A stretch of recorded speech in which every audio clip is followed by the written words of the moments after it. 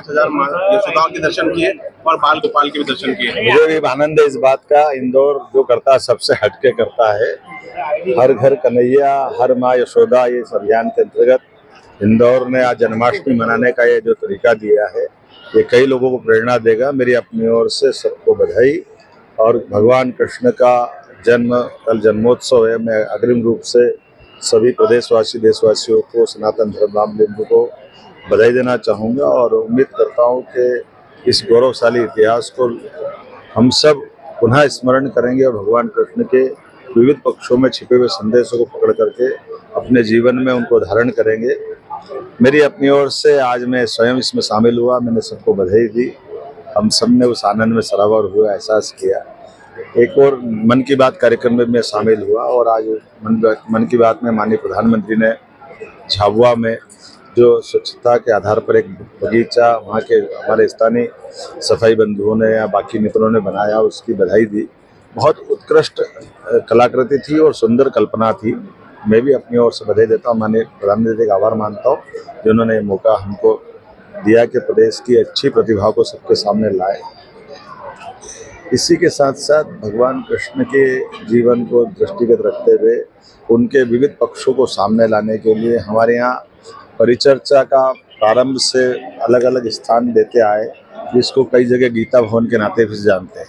तो मैंने आज घोषणा की कि नगरीय क्षेत्र में गीता भवन की भी प्रदेश भर में स्थापना की जाएगी। हमारे नगरीय निकाय इसको बनाएंगे, सरकार पैसा देगी ताकि अलग अलग प्रकार के हमारे सभी विद्वान उस पर समय समय पे उसका उपयोग ले सके। आमतौर पर मांगलिक भवन बनते हैं, लेकिन ऐसे स्थान बनना चाहिए जहाँ पर ये ज्ञान परिचर्चा।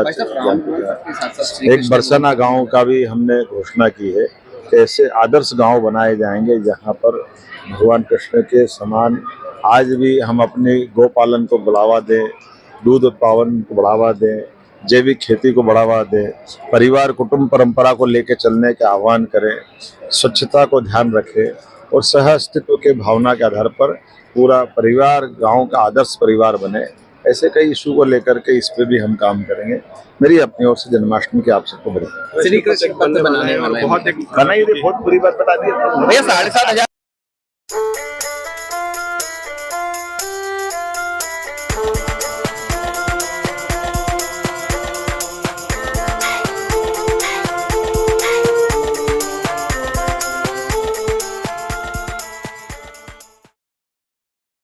ಸರ್, ಈ ಕೇಸ್ನ ಈಗ ಏನಾದರೂ ಸಿಬಿಐ ತನಿಖೆಗೆ ಒತ್ತಾಯ ಮಾಡ್ತೀರಾ? ಇಲ್ಲ, ಒತ್ತಾಯ ಏನು ಮಾಡೋದಿಲ್ಲ. ನಂಬಿಕೆ ಇದೆ ನಮಗೆ, ಪೊಲೀಸ್ನರಿಗೆ ನಂಬಿಕೆ ಇದೆ, ಸರ್ಕಾರ ನಂಬಿಕೆ ಇದೆ, ಮಾಡ್ತಾರೆ ಅನ್ನೋ ನಂಬಿಕೆ ಇದೆ. ಅಲ್ಲ ಸರ್, ನಂಬಿಕೆ ಇತ್ತು, ಆದ್ರೂ ಜೈಲಲ್ಲಿ ಈ ರೀತಿ ಈಗಲೂ ನಂಬಿಕೆ. ಅದನ್ನು ತನಿಖೆ ಮಾಡಲಿ, ಅದನ್ನು ತನಿಖೆ ಮಾಡಿ ಒಂದೊಮ್ಮೆ ಅದಾಯ್ತು ಅಂದ್ರೆ ಯಾರು ತಪ್ಪು ಮಾಡಿದಾರೆ ಅದಕ್ಕೆ ಶಿಕ್ಷೆ ಆಗಲಿ. ಯಾಕಂದ್ರೆ ಕಾನೂನು ಅನ್ನೋದು ಸಾಮಾನ್ಯ ಜನರಿಗೂ ಒಂದೇನೆ. ಪೊಲೀಸರ ಮೇಲೆ ನಂಬಿಕೆ ಇದೆ. ಪೊಲೀಸ್ ಅವರು ಜೈಲು ಅಧಿಕಾರಿಗಳು ಕೂಡ ಅದು ಒಡಕ್ಕೆ ಪಡಲ್ಲ ಅಂತ ನಾವು ಓದಿದ್ವಿ ನಾವು ಮಾಧ್ಯಮದಲ್ಲಿ. ಅವ್ರ ಬಗ್ಗೆ ನಂಬಿಕೆ ಇದೆ. ಆದರೆ ಈ ಘಟನೆ ಹೆಂಗೆ ನಡೀತು ಅಂತ ನನಗೆ ಆಶ್ಚರ್ಯ ಆಗುತ್ತೆ, ಪರಮ ಆಶ್ಚರ್ಯ ಆಗುತ್ತೆ. ಭಾಳ ಶಾಕಿಂಗ್ ನ್ಯೂಸ್ ಆಗಿದೆ ನಮಗೆ. ಈ ಥರ ನ್ಯೂಸ್ ಆಗಿದೆ. ಏನಾಗಿದೆ ಅಂತ ಸರ್ಕಾರ ಮುಖ್ಯಮಂತ್ರಿಗಳು ತನಿಖೆ ಮಾಡಿ ಅದಕ್ಕೆ ಸೂಕ್ತ ಇದನ್ನು ನಿರ್ದೇಶನ ಕೊಡಬೇಕಂತ ಅವ್ರಲ್ಲಿ ಕೈ ಮುಗಿದು ಕೇಳ್ಕೊಂತೀನಿ. ಆ ಥರ ಇದೆ. ಯಾವುದೇ ರೀತಿ ಕೂನು ಮಾಡಿದ್ದೀನಿ ಅಥವಾ ಮಾಡಿದ್ದೀನಿ ಅಂತ ಯಾವುದು ತಪ್ಪು ಮಾಡಿದ್ದೀನಿ ಅಂತ ಅವ್ರಿಗೆ ಅನಿಸೇನೇ ಇಲ್ಲ. ಆ ಥರ ಇದೆ. ಅದು ಸರ್ಕಾರ ಅದಕ್ಕೆ ಪರಿಶೀಲನೆ ಮಾಡ್ಬೇಕಂತ ಕೇಳ್ಕೊಂತೀವಿ. ಅಲ್ಲ, ಅದೇನೇ ನಮ್ಗೆ ಶಾಕ್ ಆಗಿರೋದು. ಅದನ್ನ ನೋಡಿ ನಮ್ಗೆ ಶಾಕ್ ಆಗಿರೋದು. ಅದನ್ನ ತನಿಖೆ ಆಗ್ಲಿ ಅಂತ ನಾನು ಬೇಡ್ಕೊಂತೀನಿ. ಸರ್, ಈಗ ಪೊಲೀಸರ ಮೇಲೆ ನಂಬಿಕೆ ಇದೆ ಅಂತಂದ್ರೆ ಅದೇ ನಂಬಿಕೆ ಇಟ್ಟು ಅಂತ ಪೊಲೀಸರೇ ಈ ರೀತಿಯಾಗಿ ಅವ್ರಿಗೆ ಸಹಕಾರ ಕೊಡ್ತಾರೆ. ಅಲ್ಲ, ಅದೇ ಎಲ್ಲಿ ಆಗಿದೆ ತಪ್ಪಾಗಿದೆ ಅಂತ ಎಲ್ಲ ಪರಿಶೀಲನೆ ಮಾಡ್ಲಿ. ನಾವು ಎಲ್ಲಾ ಪೊಲೀಸರನ್ನು ಒಂದೇ ಇದ್ರಲ್ಲಿ ಅಳತೆ ಮಾಡಕ್ ಆಗಲ್ಲ. ಒಳ್ಳೆಯವರು ಇದ್ದಾರೆ, ಕೆಲಸ ಚೆನ್ನಾಗೂ ಮಾಡ್ತಾರೆ. ಒಳ್ಳೆ ಅಂತ ವಿಡಿಯೋ ಸಿಕ್ಕಿದೆ, ಅದ್ರ ಬಗ್ಗೆ ಏನ್ ಹೇಳ್ತೀರಾ ಸರ್? ಗೊತ್ತಿಲ್ಲ, ಅದೆಲ್ಲ ನಮಗೆ ಗೊತ್ತಿಲ್ಲ. ನಾನು ಟಿವಿ ನೋಡಕ್ ಹೋಗಿಲ್ಲ. ಆಗಿದ್ರೆ ಸರ್ಕಾರ ಇದು ಮಾಡ್ತದೆ, ನ್ಯಾಯಾಂಗದ ಐತೆ. ಅವರು ಏನು ಈ ಚಾರ್ಜ್ ಶೀಟ್ ಅದೆಲ್ಲ ಬರ್ತೈತಲ್ಲ, ಅವಾಗ ನ್ಯಾಯಾಂಗದಲ್ಲಿ ಅದೇನು ಆಗುತ್ತೆ ನಡೀಲಿ, ಅದು ನಡೀತೈತೆ. ಅದೆಲ್ಲ ನ್ಯಾಯಾಂಗದ ಮುಂದೆ ಬರುತ್ತೆ, ಜಡ್ಜ್ ಮುಂದೆ ಬರುತ್ತೆ. ಜಡ್ಜಿ ಅವರು ಸರಿಯಾದ ಶಿಕ್ಷೆ ಅಥವಾ ಯಾರು ತಪ್ಪಿಸ್ತಿದ್ದಾರೆ ಮಾಡ್ತಾರೆ ಅಂತ ನನ್ನ ಪೂರ್ಣ ನಂಬಿಕೆ ಇದೆ. ಈಗ ನಮಗೆ ಬೆಳಗ್ಗೆ ಗೊತ್ತಿಲ್ಲ, ಈಗ ಅಣ್ಣ ಬಂದು ಹೇಳಿದ ಮೇಲೆ ಗೊತ್ತು, ಫೋಟೋ ತೋರಿಸಿ ನಾವು ನೋಡಿಲ್ಲ, ಟಿವಿ ಹಾಕಕ್ ಹೋಗಿಲ್ಲ. Okay, thank you sir. ಎಲ್ಲರಿಗೂ ನಮಸ್ಕಾರ. ತಮ್ಮ ಮಾಧ್ಯಮದವರಿಗೆ ನಾವಂತೂ ಭಾಳ ಅತ್ಯಂತ ಆಭಾರಿಯಾಗಿರ್ತೀವಿ. ಯಾಕೆಂದರೆ ನಮಗೇನು ಗೊತ್ತಾಗಲ್ಲ, ನಾವು ಟಿ ವಿ ನೋಡೋಕ್ಕೆ ಹೋಗಲ್ಲ. ನೀವು ನಮಗೆ ಬಂದು ತಿಳಿಸಿದಾಗ ನಮಗೆ ಗೊತ್ತಾಗಿರೋದು, ನಮ್ಮ ಸ್ನೇಹಿತರ ಮುಖಾಂತರ ಗೊತ್ತಾಗಿರೋದು.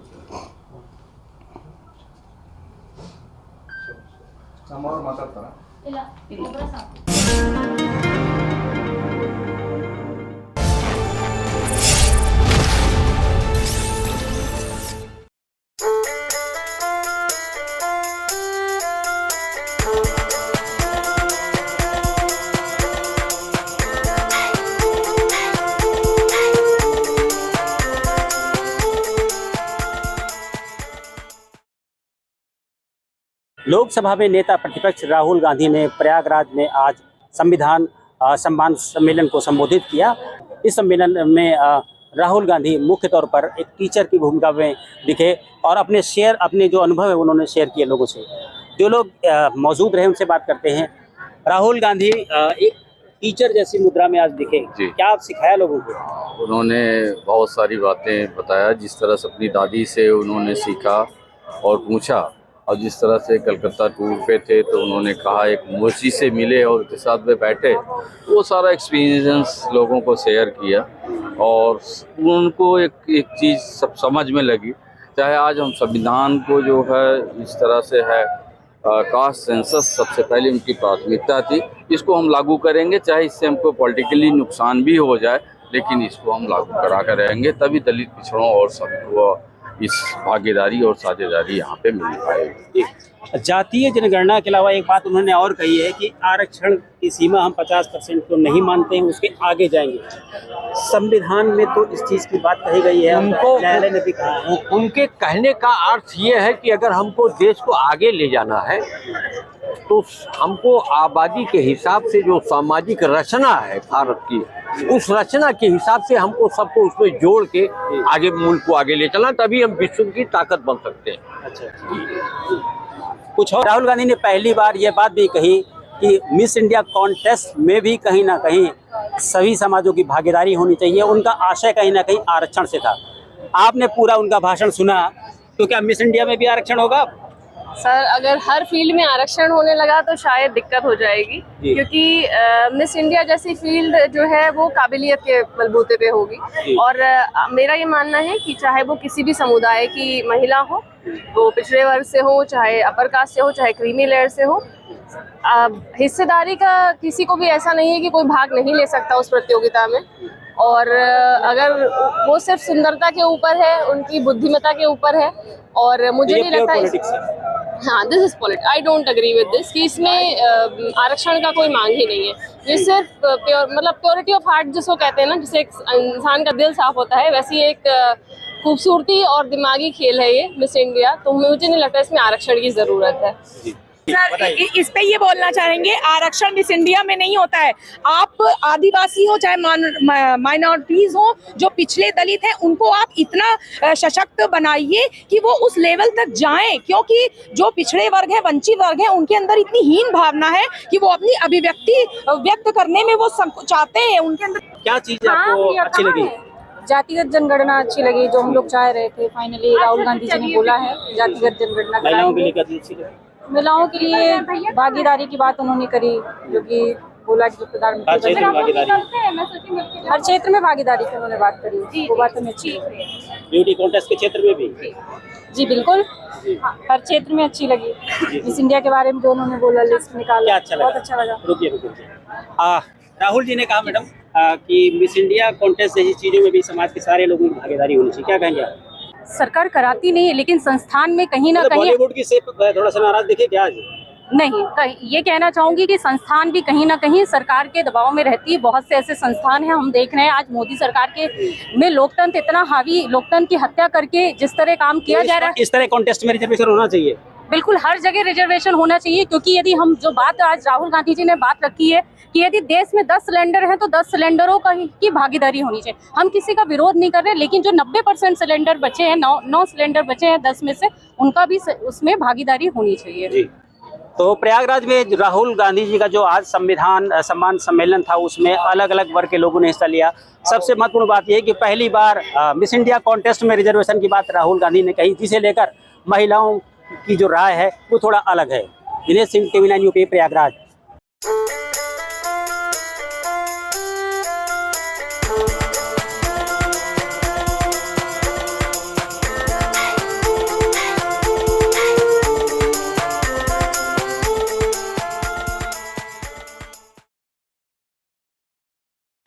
అర్జునుడు ఆయుధాలను కింద పడేసి రాజ్యం కోసం భీష్మ పితామహుడు, అదేవిధంగా కర్ణుడు, దుర్యోధనుడు, దుశ్శాసనుడు, నా సహోదరులందరూ ఆ పక్కన నించుంటే రాజ్యం కోసం వాళ్ళందరినీ వాళ్ళని సంహరించి రాజ్యాన్ని సాధించుకోవడం ద్వారా ఏమి ఉంటుంది, ఏం మనశ్శాంతి వస్తుంది అని చెప్పి అర్జునుడు యుద్ధతంత్రం నుంచి తప్పుకుంటా అన్నప్పుడు శ్రీకృష్ణ భగవానుడు బోధించిందే భగవద్గీత.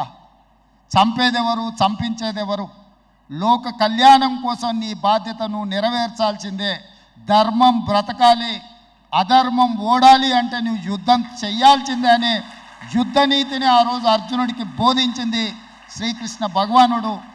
ఇవాళ ఆ శ్రీకృష్ణ భగవానుడి బోధనానుసారమే ఈరోజు ఈ చెరువులను కాపాడే కార్యక్రమాన్ని నేను తీసుకుంటున్నా. నాకు తెలుసు ఈ చెరువులలో నిర్మాణమైన విలాసవంతమైన ఫామ్ హౌజులు ప్రభుత్వాన్ని ప్రభావితం చేయగలిగిన స్థానాలలో ఉన్న చాలామంది వ్యక్తులు ఉన్నారు.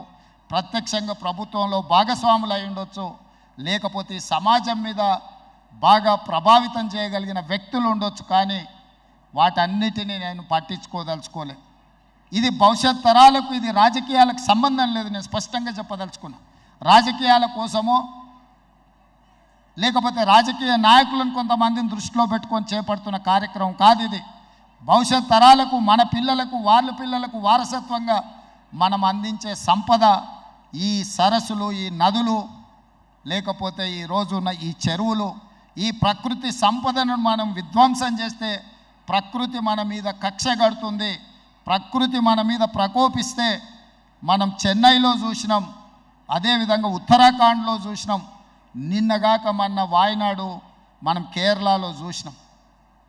ఈరోజు ఇలాంటివన్నిటిని దృష్టిలో పెట్టుకున్నప్పుడు ఈ హైదరాబాదు నగరాన్ని రక్షించుకోవాల్సిన బాధ్యత మన అందరి మీద ఉన్నది. ఇది ఒక సుందరమైన నగరం. ఈ నగరానికి ఈ చెరువులే ఒక అందం. ఈ చెరువులను కాపాడే బాధ్యత ఈ ప్రభుత్వం తీసుకుంటుంది. ఎవరు ఏమనుకున్నా, ఎవరు ఏ ఒత్తిడి తెచ్చినా వాటన్నిటిని పక్కన పెట్టి చెరువులను ఆక్రమించుకున్న వాళ్ళ భరతం పడుతుంది ఈ ప్రభుత్వం అని చెప్పి నేను ఈ సందర్భంగా తెలియదలుచుకున్నాను.